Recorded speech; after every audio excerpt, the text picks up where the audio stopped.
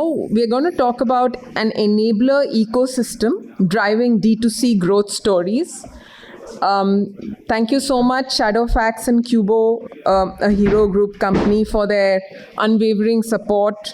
Before I extend an invitation to our panelists and speakers. So we have Ankit back again, Ankit Singhal, VP Sales of Shadowfax.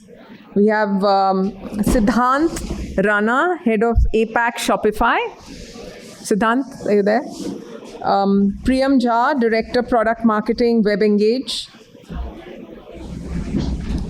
Tarunjot Singh, Co-founder, DigitalStack.ai. And Abhishek Singh, Deputy Editor, LiveMint, who's going to be our moderator. Welcome, panelists. Abhishek Singh, over to you. So, first of all, Thai's ability to pull in journalists out of newsrooms and fly in founders from across the country with the budget around the corner makes it one of those few platforms where, discussions like these, networking opportunities, and of course, meeting like-minded people, exchanging ideas can be facilitated, is facilitated, which is why everybody's here. And this happens to be, as they're calling it, the decade of D2C brands. And in that sense, this is a great discussion that I'm hoping we'd be able to have. We just saw a little preview of that during your presentation, Ankit, so let's just start with you. When it comes to D2C brands, we will get into the specifics a little later, but let's do a quick vibe check. When the telecom tariffs were bumped, how many of you lost sleeps? How many calls did you receive from founders? Because the online retail business in India, 50% of it happens through mobile phones, right? So how many of you lost sleep over it? It was a very difficult day for us as well. A lot of riders use our telecom communications. They have started facing challenges. We were not able to reach consumers. So that was a difficult day, but yes, we were able to solve this very soon. How did you solve it? See, tariffs in India have increased, yes. Most of our delivery partners and customers use these tariffs. But one thing is many of the people in India, and it's a very surprising thing, while working at Shadowfax only, I have also got to know about this. Many people in India don't buy mobile plans. So they do not buy call plans. What they buy is data plans. Data plans are very cheap in India compared to mobile plans. And we have seen people that because if we call people to, let's say, get a shipment delivered over WhatsApp call, many of these customers are available. But if we call them directly, customers are not available. And one of the ways in which when the recovery has happened was most of the riders and customers moved to a database tariff plan rather than just only call-based tariff plan. All right. Has that been the experience of others on the panel as well? Priyam, would you like to? I don't. So we work with 50 plus DTC brands, and I think it's really early right now to see those repercussions of the tariff increase. I completely agree with Ankit's point that India is such a 4G mobile first economy that we are heavily dependent on mobile internet, right? The cost is most certainly going to pinch a large section of the population, but I feel that it's so deeply ingrained in our systems now that people will find a way to live with it.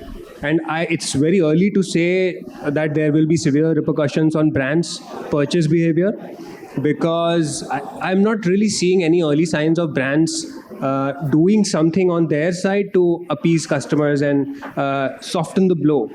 So it's going to be interesting to see what happens in the future. But I think as of now, it's business as usual for a lot of these brands. Business as usual, too early.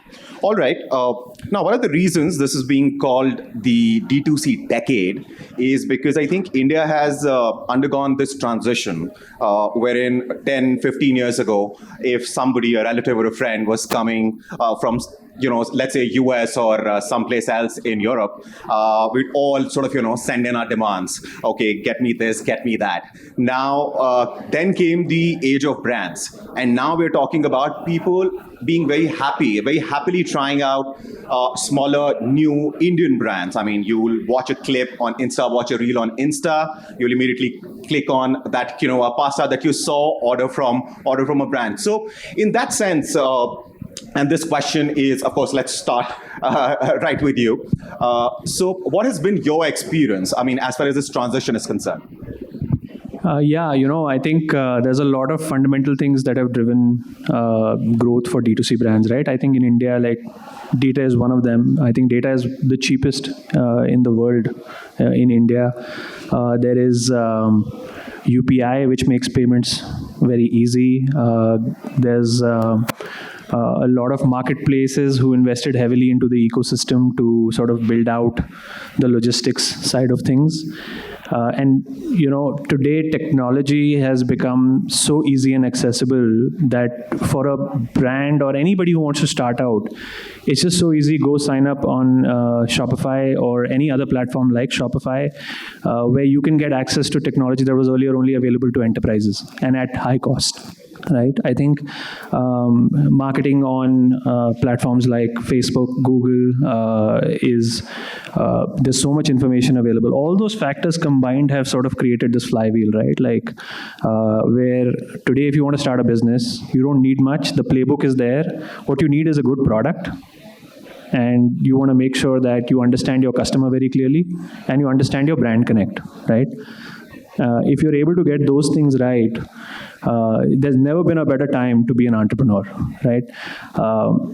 Having said that, if you see, like we actually had a 20-year celebration for Shopify recently, and there was a discussion around how number of entrepreneurs today is reducing a little bit. I feel like it's very important that the ecosystem here. Did you say reducing? A little bit. So it's very important that we celebrate entrepreneurship, right? And not just the successful ones, but even the ones who try, right? I think that's something that we should do. Yeah. I think when you talked about brands being built in India and I think it's also dependent on categories because at One Digital Stack, we do a lot of analytics with large enterprise brands in terms of what to launch, what would succeed, etc. So you're doing some work with Colgate. And if you see, even today, most large categories, top 4 brands would be 80-90%. Right. Whether you talk about shampoo, you talk about soaps. However, if you see in case of oral care, Colgate, toothpaste is still a 2-3 player segment, but there are aligned categories like an electric toothbrush or mouthwash, which is niche, which we used to import. Like you said, we would have a list from people coming from abroad. And now those categories are something which are sort of, where the new players are coming in and sort of disrupting the existing players. It's very hard to disrupt toothpaste for Colgate. Right. But maybe if you talk about some other new categories, which is where a lot of D2C brands have been built. So if you are sort of trying to build one, maybe not go after the elephant and maybe, sort of niche or fringe categories around could be useful. All right. Now, another important thing is, of course, the rising CACs, and which is where I suppose Shopify comes in. If you can again pick up the mic, because the next question is for you, is that, how, if you would like to, because a lot of founders here, a lot of senior executives, in terms of, there is this debate, right? I mean, you want to be a business, ideally should want to be the primary owner of the customer's journey, right? The customer data, so to speak. But how does Shopify help? Because at the other hand, you're talking about CACs rising. So please. Yeah. So, I always say when you're building a business, there's 3 pillars. There's technology, operations, and marketing. And Technology is something you want to get right up front, right? Choose a platform with a lot of thought that can give you the best conversions, can make it easy for you on a day-to-day basis to operate your business. We are in the world of differential commerce where you want to pick those pieces of each technology platform that works well for you. So Shopify is a great operating system. Facebook, Google are great platforms for marketing, right? Make sure that you choose a platform that deeply integrates well with those kind of players, which we do, right? Don't try to do everything in-house. Oftentimes you'll try to build a platform on your own, which you can, right? But often, like by relying on, say, a good service partner, you can figure out how to get the most out of the platform, right? So create the best experience on the platform. That's important too. And Shopify is the best converting platform in the commerce space right now. Last year we did a study. For sure. Yes, we have decent market share, I would say, but we have great conversions as well, right? Is why that happens. Shopify converts almost 35% better than other platforms. There was an independent study done last year by a top 3 consulting firm, and so that's where the value comes through, right? So get your technology right, get your operations right, and that's when you step on the gas in terms of marketing, right? So even if you don't have your own tech stack, it's all right. Yeah, absolutely. I don't think you should have a tech stack. If you are in a retail brand, your business is to get into the getting the product right? Getting the story right, making sure you're giving the right experience to your consumer. In that sense, technology is available. You can use it. It's a means to an end, just like how you rent a shop in a mall. It's very similar in that sense. So right. All right. I would love to add a point. Sure, please. Great points. Since you mentioned the question of CAC, right? Yes. The company that I work for focuses on retention, customer retention, right? And since the iOS 15 updates that happened, right, which restricted privacy and data tracking, Android followed suit, and ultimately brands realized that the ways in which they were tracking their customers, they were no longer available to them, right? Which is the cookie-based tracking, which is also going to go away very soon. Brands witnessed 200% increase in some cases in their acquisition costs, which was earlier not the case. They were using Facebook, Meta, and all these platforms to get cheap leads, right? It was a great cycle for DTC brands where they had money, they spent money, they burnt that money, acquired customers, sold them, and they didn't really care about retention per se. But once this happened, the CAC went up so much, it was dramatic. And we had so many brands come up to us and they wanted to talk about retention loops. How do I actually get my original customer to make their second purchase, their third purchase? How do I even preempt something like that? So I think it's super interesting now where we are at a stage where we have almost 4-5 years mature since COVID happened. Brands are now starting to invest a lot more into their customer data, which is first-party data. They want to understand their customers deeply and understand their consumer behavior so that they serve them in a much more contextual manner.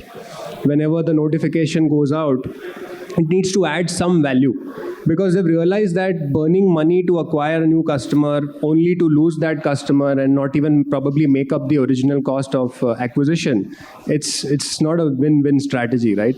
So I think that's something that we are seeing very positively in a lot of the D2C brands we work with, focusing very heavily on retention. Priyam, keep the mic in your hand because the next question is also to you. Because taking from what was said there last is that part of what D2C does and delivers are stories, and your platform, of course, does that, communicates the story of brands to the end client, to the end customer. Now, I have 2 questions for you. Of course, please elaborate, feel free to elaborate on this point, how you do that, how WebEngage facilitates that. But do also tell us, there are 2 situations. Scenario 1, when the brand is not known and you're communicating on their behalf. And the other scenario is it's a slightly more mature brand, so people, know the brand, are aware of the brand. So in that case, how the storytelling, how the communication changes? Great question. And I'll pick up the points. One of the points that Stan mentioned, which is to let the product do the talking. For a brand that's new, super important to focus on the product, the story, get the messaging right.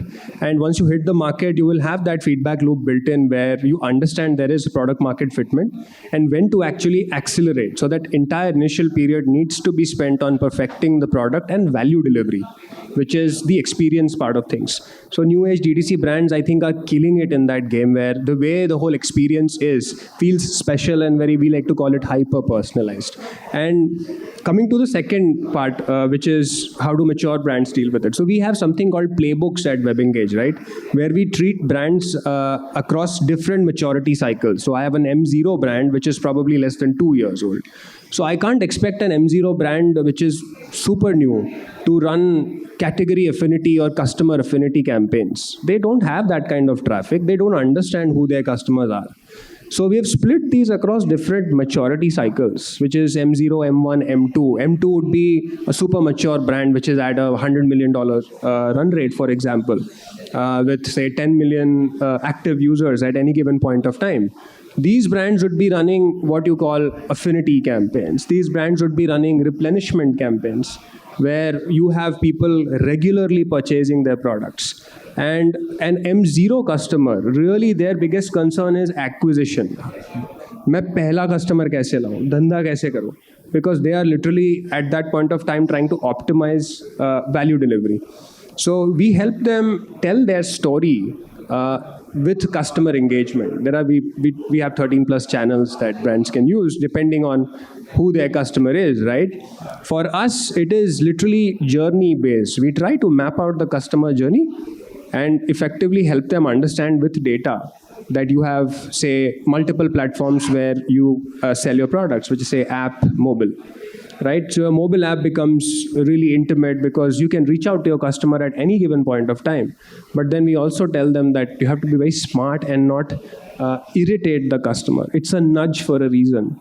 So you have to figure out those aha moments where you figure out a time and a place and a message to captivate their attention and get them to interact with whatever you value. You do that? Yeah. With the data that you're getting? Yeah. That's great to hear. But your data-related points bring me, of course, to one digital stack. And I was looking at your website, and recently, in fact, I was talking to Mr. Mohandas Pai, and we were talking about the fact that how the emerging D2C brands, chances are they'll come from smaller towns, not really from Hyderabad or Bengaluru, Delhi, Gurgaon, right? So when it comes to data, and you process 1 billion unique data points on a daily basis, so how AI can help, a brand to establish itself? I think if you look at the brand journey from the conceptualization, the concept of the brand, to consumer understanding, to launching new products, to demand generation, to optimizations. Today, actually, with billion points, the data challenge is not that not having enough data. The paradigm in last 7, 8, 10 years has moved to having too much data. Okay. Right. So that's essentially what brands are currently, because theoretically, e-commerce generates new data every minute, theoretically. Of course, you can't use all of it. However, if you are able to sort of and that's where AI shines, right? If this massive amount of data, this could be numerical data, text data, and if you can generate insights out of it, that's, I think, and we are seeing it a lot in our industry. For example, very simple thing, right? So let's say if you are launching something in hair care category, today between Amazon, Nykaa, Flipkart, there would be 5 million unique reviews that consumers would have left. Right now, if you're able to feed all of that into AI and figure out, okay, what are the top drivers of satisfaction when consumers buy? What are the cohorts of products? What are the cohorts of brands or cohorts of consumer insights that people look, whether it is hair fall or whether it is scalp health or whatever, right? So those kind of things, which is very, very hard. Like back in, when I was a marketeer myself, in Unilever, we would do consumer home visits, or we would do, these surveys, etc. But now there is immense data which is available practically free, and you can use that data to sort of build your concept, build your proposition, build creatives, generate demand, identify the right product page content, etc. Just analyzing that data. So I think that's something that has happened, and I think now is how do we curtail the amount of data available and not like where do I get the data from? Right. So don't let the data, just because you have it, confuse you. Once you have identified the pain point, once you have identified the customer's problem, and of course, as you were saying, once you have identified the story, go ahead and sort of deliver on that. Now that brings me back to you, because shadow facts, great tagline, we deliver. So what have you seen? Because you've been around for a while, almost 10 years, right? Almost a decade. So before COVID, briefly you did talk about it in your presentation, that before COVID, the expectations were perhaps, okay, if what I've ordered comes to me in 3 days, 4 days, it's all right. But now I want it in 12 minutes. So how are you addressing that? How challenging has that been? And how important it is for D2C brands to sort of, cater to this impatient customer that they have? As rightly said by you, post quick commerce boom in last 2-3 years, customers' expectations have changed completely in terms of logistics. They need everything to be delivered as soon as possible. And after COVID and after quick commerce boom, this is evident from consumers' behavior, from the numbers which we see, the kind of return rates which we get for brands, okay, have jumped up if their orders get delayed. Okay. So typically a D2C brand in fashion in India has roughly around 20% return rates. If they ship 100 orders, 20% of those orders... And this is just for late delivery or delivery outside the window that they were expecting the stuff to be delivered with it. This 20% is overall. Okay. It could be a logistics related delay. It could be a customer related issue where customer does not want the delivery now. Right. Or it could be a customer fraud related issues as well. There are a lot of those cases in India as well. Sure. Okay. But a typical fashion brand in D2C space would have roughly 20% return orders. And this hits their P&L significantly. 1% reduction of RTOs by 1% from 20 to 19% would help D2C brands improve their P&L by 10% EBITDA. That's a big number.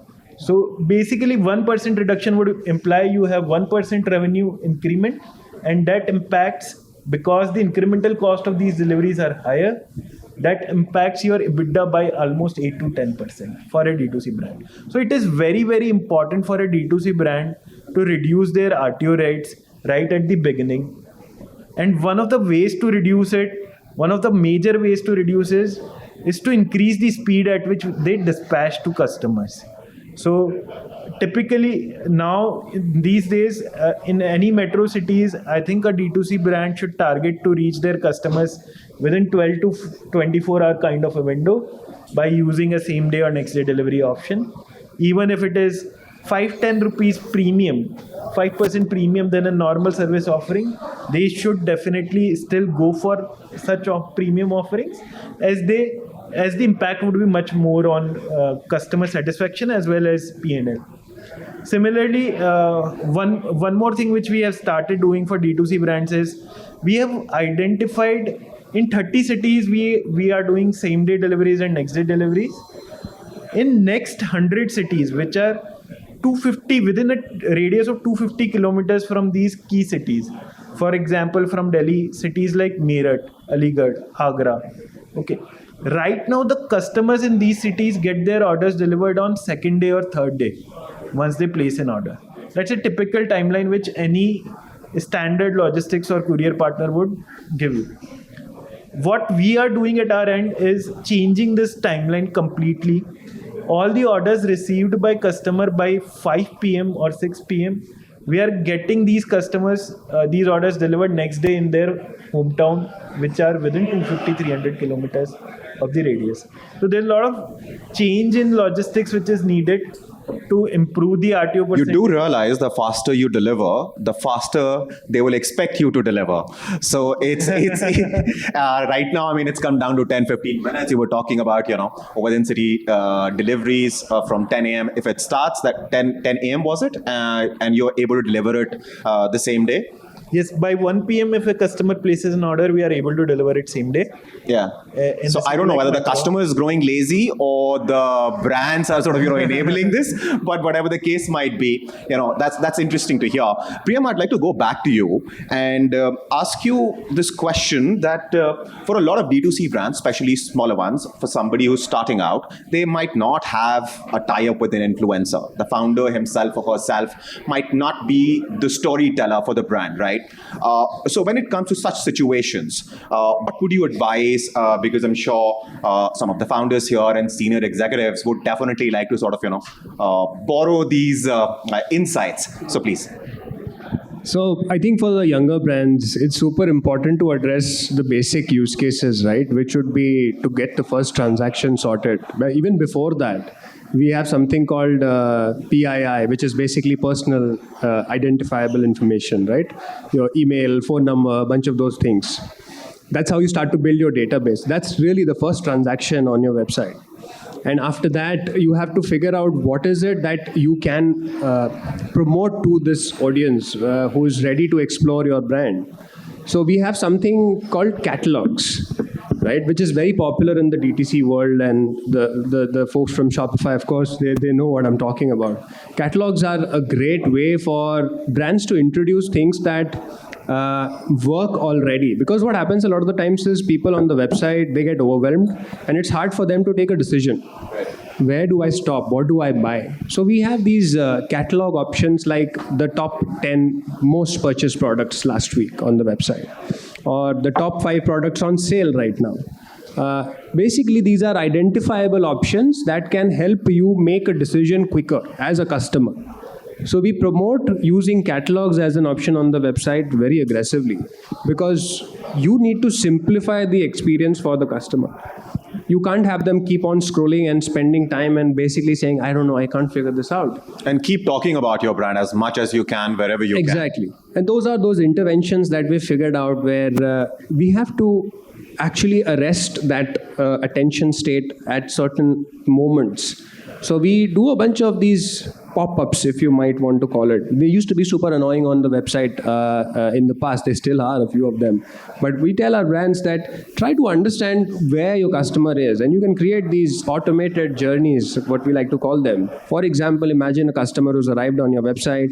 He's an unknown user at this point of time because he's not transacted yet. Spent about 5 minutes on your platform, going from category to category. So you can probably figure out a way that he's spending 5 minutes on my platform. He's seen at least 2 category pages and he's been to the homepage twice. I think it's the right time for me to promote my best-selling product on the website. He doesn't know my brand, but I'm going to tell him that, hey, this product has been sold 50,000 times already in the last 1 month. Maybe you'll like it. And these interventions, they ultimately end up improving the conversion rates because you are simplifying the buying process. Beyond this, of course, I'm sure there are so many. And I just want to add one thing, right? It's all beautifully coming together because it's, to your point, making the right promise, right, on the PDP is so important. And so if you can order by X time and deliver it, there's a promise right there. And technology today is enabled for that, right? Shopify has a lot of merchants that do that. Then it comes to personalization, right? Which is basically, say you should know that this customer is there, he's bought maybe X from you, he's come back to your site. Don't show him the same product. That's deeply integrated as well using tools like WebEngage, right? And then the third piece you spoke about was creators, right? And basically today, you want to make sure that you're using as much of the organic mileage that you can get for free, whether it's a deep integration with a Google or a Facebook. whether it's Google Shopping, whether it's making sure that any content that's being generated by any of your creators on, say, a YouTube is being shown on your website, right? All of that is possible. And if you do all of that together is when you get the real mileage, right? So getting your technology, again, I'll just say, is so important, and using tools effectively is so important. You can up your conversion while reducing your CACs dramatically. And this is ROAS here, I feel like. I keep hearing this from everyone. So one last thing I just want to highlight, right? Like, it's oftentimes brands will be like, okay, I want to spend more on my marketing to acquire, right? Whereas you can actually spend maybe 5% less on your marketing and move that into your technology and fix that experience. You will get a much better conversion, and as a result, a better ROAS and the same mileage. All in all, saving cost, right? So I feel it's so important to get that right. So this is that year, and I'm seeing that with the new entrepreneurs, right? They're getting that right on day one. This new generation of entrepreneurs that you're seeing off late is doing that. There's a brand called Moxie Beauty. Anmol Alawat is the founder. They've done a fantastic job on Shopify doing that exactly. So just wanted to call that out because I'm a personal fan of what they're doing. All right. And now, before we throw this open to everybody, to the audience for questions, one last thing which I do want to talk to you guys about is, of course, the growth channels, right? Now we're living in a day and time when businesses, if as a business you are not serious about jokes, if you're not serious about your jokes, then perhaps you should pack your bags and get out of the room, right? So from all of you, what you've seen based on the kind of campaigns, marketing campaigns that we've seen, and of course different growth channels, I mean, there's WhatsApp, so keeping all of that in mind, has the budget as far as the meme department in the companies is concerned gone up? I mean, that's not really the question. Of course, the question is that, when it comes to growth channels, what have you seen, where the most growth is coming from, and what is the kind of evolution that you see going forward? I think from the brands that we worked with, and if I talk about e-commerce as in general, 80% of new revenue that has come this year is from quick commerce. Right. So, Amazon, Flipkart is quite stagnant, in some categories declining. D2C also has its own challenges in past couple of years, and this one new stream of this thing, and it's crazy what they're selling, and not like marketing gimmicks of selling PlayStation 5 or whatever, but also genuine category building in appliances, genuine category building in pet food, etc., which is the numbers that we crunch, 80% of the growth is coming from quick commerce. And what's the difference between metro cities like Delhi, Hyderabad, Gurgaon, Bangalore, and then smaller cities? No, you're right. Again, to qualify this, what I said, even today, Delhi, Bombay, Bangalore, Chennai, these four would contribute to about 70% of quick commerce revenue even today. But it is scaling quite fast in cities beyond this. However, consumer shifts are not so quick in tier 2 towns as compared to tier 1. Maybe, the convenience is way more, or people have a lot more money. But, tier 1 is where the money is, or the growth is coming from. Right. Priyam, perhaps you can address the meme and the jokes and the other part of that question. I think I'll certainly spend a minute on one growth channel. We're seeing explosive growth in WhatsApp marketing. And it's become the most preferred channel for DTC founders.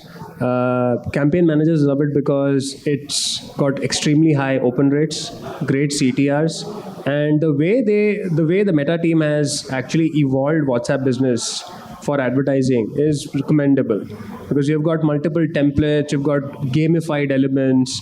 You can do a bunch of meme marketing on there. I'm a huge fan of this brand called Mokobara. Right. And I love their products. And they use WhatsApp so effectively. Their campaigns are the coolest. And it's just got this exceptional value delivery embedded in their use of the channel, because they're very cognizant of the fact that we shouldn't abuse WhatsApp. Every single WhatsApp message needs to be entertaining, funny, hilarious. They recently launched their tie-up with the products that are tied up with Indigo. right? With a campaign where they say you can also feel like a steward. You always wanted to feel like a pilot or something like that. And I loved that campaign. And I said, I'm actually going to click this and I'm going to check out what their products are. And that's what I love about WhatsApp as a channel. But of course, at the same time, we have brands that abuse WhatsApp. And I have probably 100 brands in my block list right now. So it's like a double-edged sword. Right. What about you? On the growth side, as Tarun said, that's very right. Quick commerce is going the fastest. You might want to hold the mic a little closer. Right. What we are seeing is quick commerce is almost growing at 100% plus growth year-on-year basis. Tier 2 and Tier 3 have slowed down a bit, but there is a new value category which is emerging. And is that because of the overall fall in consumption or for some other reason? Tier 2 and Tier 3, we feel that it is because of overall fall in consumption, which is leading to a stagnant growth. It is not declining, but the growth has stagnated a lot. And primarily, we feel that it is a consumption play. We do see that once brands come up with promotions and especially discounted sales, which we expect to be getting in October and November month, Big Billion Day sales and some other such sales. We expect these numbers to be back. Typically, e-commerce now has become a space where 30% of your growth comes from sales, and non-sale months have become largely stagnated or at a 3-4% growth base. Right. That's the trend. All right. I mean, social marketing is so deeply embedded, I feel, in the success of a D2C brand, right? Like, you just have to learn to do it, right? And your narrative will change, your mediums will change based on your customer segment, right? If you're in a serious category, maybe you'll go with a serious approach. If you're in a category where humor is great, then you will indulge in that, right? And I think it's about building that right experience based on your customer. WhatsApp obviously is a classic thing that you just mentioned, right? It's been earlier used to be mostly updates, now is to acquire customers, right? There you can do the full commerce journey. So are you using it responsibly as a brand is something I would urge every D2C founder to really think about. There's this guy, Anthony Chaco, who does a fantastic job of talking about how to do WhatsApp. I'd urge you all to see him. And just see his WhatsApp, feedback. Like that, you want to make sure that your brand is doing all the right things on social. I feel Zomato does a fantastic job of social. It really cuts through a lot of the nonsense, and they really just focus on building top of funnel, which is, I think, what works for them. So you have to figure that out for your brand, right? I'd urge you to do that in your own way. But social is unavoidable, fundamental, and we're deeply integrated. So you can build any kind of experience on social using Shopify. So. Right. And with that, you can see on the screen in front of us, time's up. Yeah. So we pretty much, did it exactly in the amount of time that we had. And now we will open, please. If you can. Yes, absolutely. I'm sure someone will can you hear me? share a mic with you. All right, I don't need a mic. All right, so please go ahead. I head the business development for a tech company based out of Silicon Valley called Figure.ai. I want to ask this question to Priyam and to the gentleman from Shopify, right? What do you think the role rewards plays in retaining customers and cross-selling and growing business? Thanks. Great question.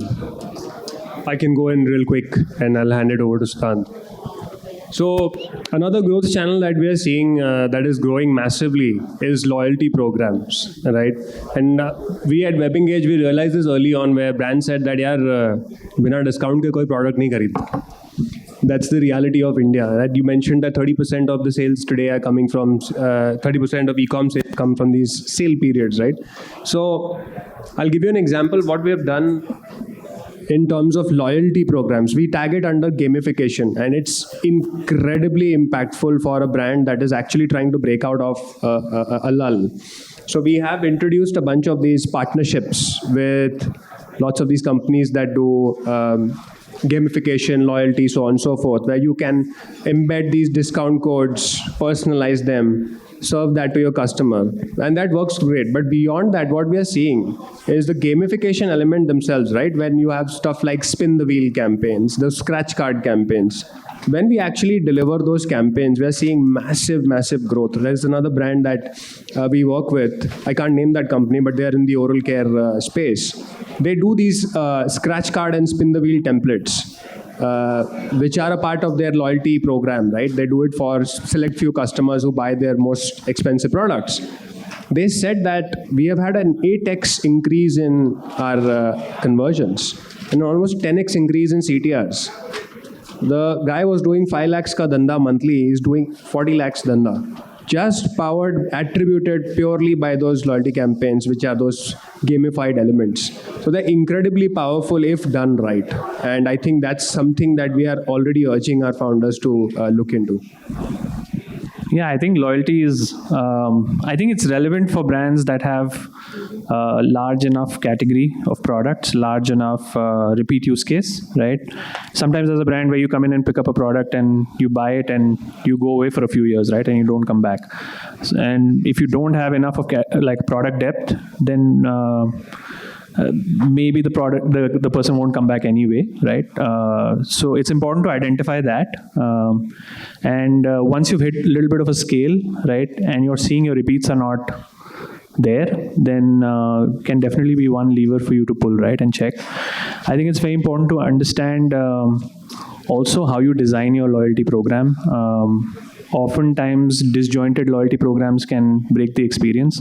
Today, between online and offline, you want to make sure, offlines come back in a big way, right? And it's so important to use technology wisely that cuts across both online and offline. And we have a bunch of brands who've made that journey in Shopify. So, making sure that your loyalty program works across, gives a consistent experience is so important. We have consumers everywhere, and all your touch points, whether it's WhatsApp, whether it's the online website, whether it's offline in your store, it should be the same. And if you have that, there's a bunch of tools that enable it on Shopify. So then I think loyalty can be a very powerful lever for you. So I've got a follow-up question. Discount or rewards? I think in India, both. A consumer is very price sensitive, and both should be used wisely, depending on, again, your brand strategy, right? If it's a mass brand, then it plays differently. Maybe a luxury brand will play very differently, right? It'll never do a discount, but it may do a rewards thing, right? So it really depends. Thank you so much. We are already integrated with Shopify. We'll talk to you, Priyam. Thank you. Yes, please. Am I audible? Yeah. I just want to ask, following up on his question as well, how do subscription models are getting built for D2C brands? Still early days, I feel, in India. Certain categories, there's very proven use cases, right? I would say, for example, milk basket. Certain basic daily needs are still okay, I feel.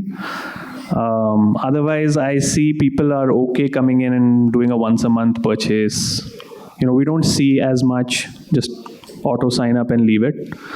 Again, I think it goes back to the fact that we really, as Indians, we're very conscious about, how we spend.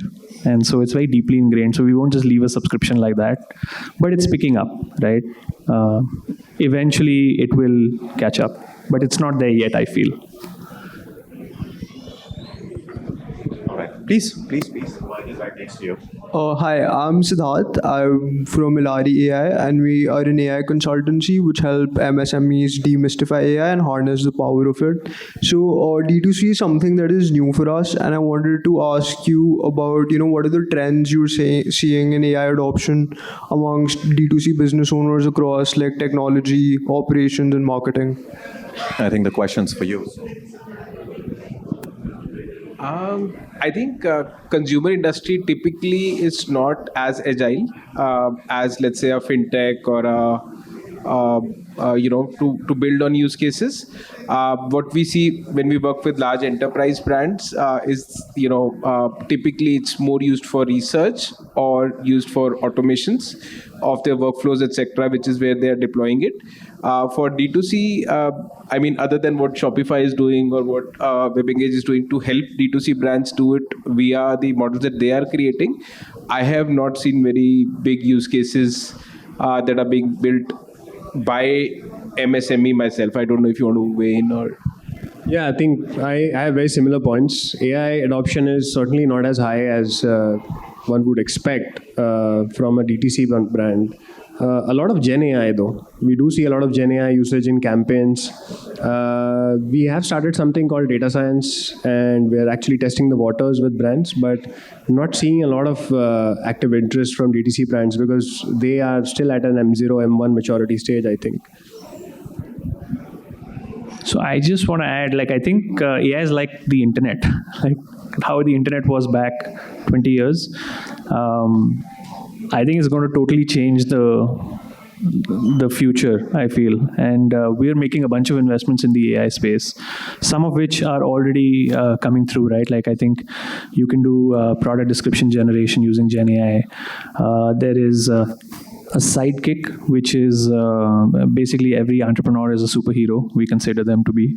So every superhero needs a sidekick. So we have Sidekick launched for our merchants where they can ask them any questions, right? And again, the decision is taken by the entrepreneur, right? But AI is going to make us and extend us so much in so many ways.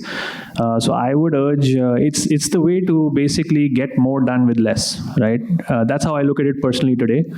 And it's already being seen used, right? Like in terms of broad use. My wife's a doctor, and today she showed me a compulsory course that she has to do that has been released by the MSME government on AI here in India itself, right? So we're beginning to see its adoption across, not just in D2C. And I would urge all the brands here, all the founders to lean in as much as you can. It's something that please don't ignore. Transformative piece of technology. How many more questions can we take? Because Time's been up for a while, but maybe right. a couple of more. All right. So please. So we'll take. Yeah. What's your take on D2C brands growth? Hello, I'm Ravi Agrawal. I have a very simple question for all the panelists. What's your take on D2C brands and FMCG and electronics, especially in rural India? Because still 70% of India lives in rural villages. There are 6 lakh villages. There are proper administrative channels are there. Government jobs, BDOs, DMs, and all are there. So despite there are so many challenges like delivery, shipping channels, RTOs, fault solutions, grievance redressals, because that after these kind of problems, even Amazon and Flipkart are also facing some problems because customer, they do the first purchase, second purchase, and after that they think no, we have to buy locally and so many things. Meesho is doing well, but now again the same kind of problem, grievance redressals are there. But next growth story may be the Bharat, because the tagline of this brands of Naya Bharat. So what's your tag on that? What's your take? All of you briefly. So apparently we have already run out of time. So this is the last question, please. So you rightly said Meesho is doing very well in the tier 3 and tier 4 towns. And I see, and Bharat is the next big thing. Out of the overall e-commerce which is getting done in India, almost 40% of it is getting accounted by Meesho, which has 70% volumes in tier 3 and 4 beyond time. So Bharat is the next big opportunity. I would only say that customers here are super price sensitive. If you are able to build your supply chain in a manner that you are delivering value to the customer here, people will come online and buy. I just want to add one thing, right? Like, today online commerce is not just about B2C. There's B2B commerce as well. And to your point, sometimes, yes, it is preferred by some consumers who might be in, say, a tier 4 city wanting to go and buy from the nearby shop, right? Today, as a D2C brand, you can create a B2B experience, right? You can have it localized down on the relevant language. and start building that distributor network down to the village as well, right? So that in that village, there'll be that one shop maybe that can come and become your reseller by buying from you through your B2B website, right? So it's not about just selling B2C, but even maybe B2B. And we feel there's an opportunity there. And Shopify Plus, which is for our bigger brands, has that feature. So just a thought. But yeah, I mean, Bharat is definitely going to grow. So we have run out of time. Sorry, I promised that we'll have one more question. But gentlemen, great conversation. Thank you for throwing light on all of these different threads. Thank you, everybody. Thank you. Thank you. Please Thanks, do everyone. appreciate our lovely panel and absolutely great discussion. And we'd like to just give you a small token of our appreciation for being here. In the meanwhile, I'd just like to request you all to join TIE Delhi-NCR as a member if you're not already a part of the family. And for more details, you can visit the registration desk or connect with our staff members. So hopefully you'll all find a couple of minutes to do that. And there's another very, very compelling startup showcase that we're going to get into now. And I'm going to invite our speaker quickly as pictures get taken. Tejas Mehta, co-founder and CEO of O2RET, and the Thai young entrepreneur, Thai alumnus. Thank you, everyone, once again. Thank you.